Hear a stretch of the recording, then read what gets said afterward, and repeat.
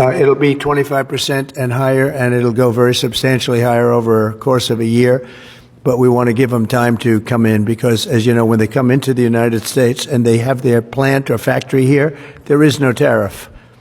So we want to give them a little bit of a chance. Yes.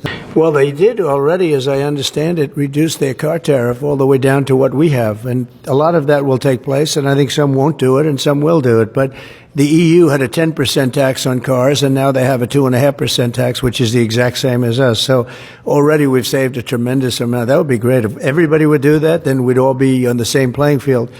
Because essentially what we're doing with the tariffs is, you know, they charge us, we charge them, same amount. And it's called reciprocal, actually. And whatever they charge us, we're charging them. And so the EU is, I appreciate that they did this, but, the EU has been very unfair to us. We have a deficit of $350 billion. They don't take our cars. They don't take our farm products. They don't take almost anything. They take very little. And we're going to have to straighten that out. And we will. I have no doubt about it. Yeah, go ahead, please. Impression of how they went to... Well, much more confident. They were very good.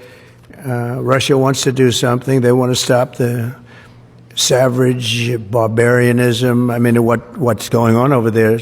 It's soldiers are being killed by the thousands on a weekly basis. It's ridiculous. And they're not American soldiers. They're Russian soldiers and they're Ukrainian soldiers largely, although a lot of Koreans have been killed, as you know. Quite a bit of them have been killed. They came over to fight, and a large portion have been wiped out. But we want to end it. It's a senseless war. It should have never happened. Would have never happened if I was president. And it's a shame to see it. And I see pictures that you don't see, but I see pictures of fields that look just horrible. It looks like Gettysburg. If you see the old pictures of Gettysburg, it's soldiers lying all over the field, body parts all over the field. They're all dead. And this is going on a daily basis. It's a horrible thing. Both Russia and Ukraine, they're losing thousands and thousands of soldiers, and a lot of people have been killed too. I think that's one of the things that you'll see historically, and you'll see later on as it goes along. I think people are going to be surprised at how many people, not only soldiers, have been killed in Ukraine. A lot more people than you think. Yeah, please. Well, nobody's asked me to do that, so I don't think we'd have to do that. I wouldn't want to do that. But that question's never really come up. Yeah, if they want to do that, that's great. I'm all for it. If they want to do that, I think that'd be fine. Even if the Russians are... I mean, I know France has mentioned it. Others have mentioned it. UK has mentioned it. But, if we have a peace deal, I think having troops over there from the standpoint of Europe, we won't have to put any over there because, we're very far away. But having troops over there would be fine. I would not object to it at all. We're talking about this now, peace. We have either a ceasefire or a peace itself, and we're looking to do both. We'd start off with the ceasefire, and if they want to do that, I know France was willing to do that, and I thought that was a beautiful gesture. Yeah, please. Well, I think I'm really disappointed in what's happened. I've been watching this for 3 years. It's a war that would have never happened if I was president, and I've been watching these people being killed at levels that you've rarely seen, not even close, since the Second World War. And I'm very disappointed. I hear that, they're upset about not having a seat. Well, they've had a seat for 3 years and a long time before that. This could have been settled very easily. Just a half-baked negotiator could have settled this years ago without the loss of much land, very little land, without the loss of any lives, and without the loss of cities that are just laying on their sides. You have those magnificent golden domes that are shattered, will never be replaced. You can't replace them. 1,000-year-old domes that are so beautiful, you can't replace that. The whole civilization has changed because of what. So when they're worried about not being seated, you mean somebody that should have gone in and made a deal a long time ago. You could have made a deal. This is one that could have made a deal. There was no talk of this during the Trump administration. Putin would have never, ever done it. And by the way, we wouldn't have had October 7th. You know that. We wouldn't have had October 7th either in Israel. And we wouldn't have had that mess that's going on over there. It's like we have great fire people here. We're putting out fires all over the world were putting out fires. So that wouldn't have happened. And you know what else wouldn't have happened? Inflation. Because it was caused really by the cost of energy going through the roof because of their bad energy policies and also their spending, their terrible spending, wasteful spending on the Green New scam. It's a scam. It's a whole big scam. Yeah, please. Well, I do think that some of the phrases that they want to use are ridiculous, and I think, frankly, they become obsolete, especially in the last 3 weeks, because many things have happened in the last 3 weeks. And I didn't know about that, but I would say that if they want to use certain phrases like that, and I guess some are okay, but many aren't, but the Associated Press just refuses to go with what the law is and what is taking place. It's called the Gulf of America now. It's not called the Gulf of Mexico any longer. I have the right to do it, just like we have the right to do Mount McKinley, and nobody's even challenging that. But only essentially, it's primarily the Associated Press, and I don't know what they're doing, but I just say that we're going to keep them out until such time as they agree that it's the Gulf of America. We're very proud of this country, and we want it to be the Gulf of America. Now, the Associated Press, as you know, has been very, very wrong on the election, on Trump and the treatment of Trump and other things having to do with Trump and Republicans and conservatives. And they're doing us no favors, and I guess I'm not doing them any favors. That's the way life works. But, thank you for the question. Who are you with? Very good question. Thank you. Yes. Well, we have a situation where we haven't had elections in Ukraine, where we have martial law, essentially martial law in Ukraine, where the leader in Ukraine, I hate to say it, but he's down at 4% approval rating, and where a country has been blown to smithereens. You got most of the cities are laying on their sides. The buildings are collapsed. It looks like a massive demolition site. So many of the cities. They haven't done it in Kiev because I guess they don't want to shoot too many rockets in there. They've done it 20%, but they haven't done it 100%. If they wanted to do it 100%, it would probably happen very quickly. But you have cities that are absolutely decimated.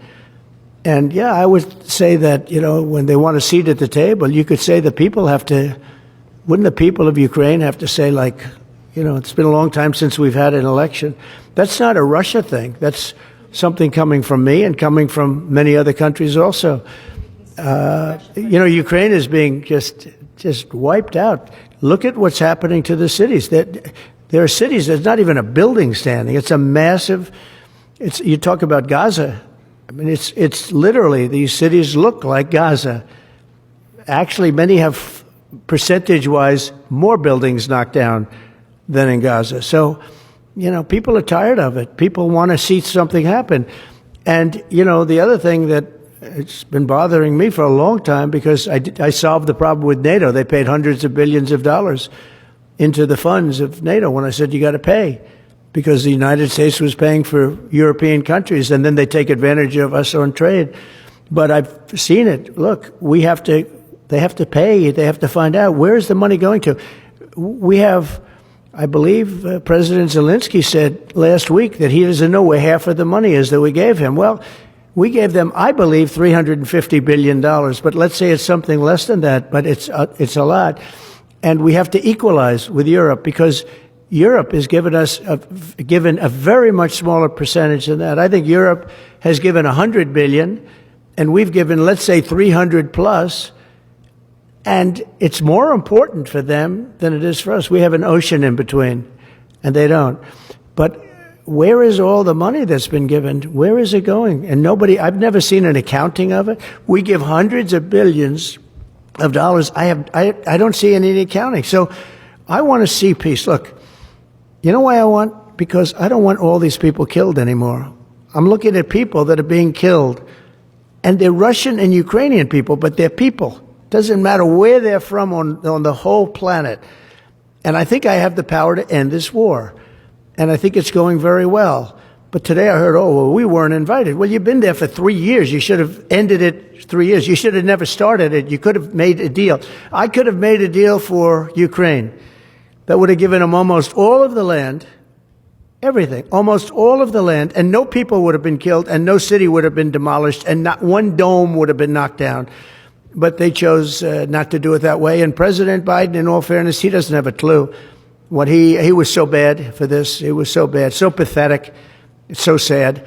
But with all of that being said, look, it is what it is. When I left, there was no chance that this could have happened, but it happened because we had incompetent leadership at many different levels. But when you see what's taken place in Ukraine with millions of people killed, including the soldiers, millions of people killed, a big percentage of their cities knocked down to the ground. I don't know how anybody even lives there. You know, when they say they took a poll and Zelensky's at 4%, who's living there? You know, I mean, it's hard to believe that people live there. Their cities are being knocked down. And this is something that would have never happened. And by the way, for 4 years, it didn't happen. It was never going to happen. Go ahead. Look, you have leadership, and I like him personally. He's fine. But I don't care about personally. I care about getting the job done. You have leadership now that's allowed a war to go on that should have never even happened, even without the United States. Look, we had a president who was grossly incompetent. He had no idea what he was doing. He said some very stupid things, like going in for portions and all of the things. He made a lot of bad statements, but he's grossly incompetent, and I think everyone knew that. This is something that should have never happened, would have never happened. And I used to discuss it with Putin. President Putin and I would talk about Ukraine. It was the apple of his eye, I will tell you that. But there was never a chance of him going in. And I told him, you better not go in. Don't go in. Don't go in. And he understood that. He understood it fully. But I'm only interested. I want to see if I can save maybe millions of lives. This could even end up in a World War III. I mean, to be honest with you, you've been hearing now Europe is saying, well, I think we're going to go in and we're going to go. All of a sudden, you're going to end up in World War III over something that should have never happened. And, you know, it's a very sad situation. Yeah, please. Today, well, Elon Musk. Exact role is there? Yeah. Elon is, to me, a patriot. So, you know, you could call him an employee, you could call him a consultant, you could call him whatever you want. But he's a patriot. I mean, look at the kind of things. I just said, just write it down, just in case that question got asked, right? And which I'm surprised it took so long, actually. But you know what? Ukraine's a bigger deal because people are dying by the thousands a week, thousands. But look at this, from 90 to 99, Social Security, 6,054,000 people. Well, that's okay. Maybe that's possible. You know, 90 to 99, maybe it's possible. It's a lot of people, though, at that. But people that live to 100 to 109, 4,734,000. Wow, that's a lot.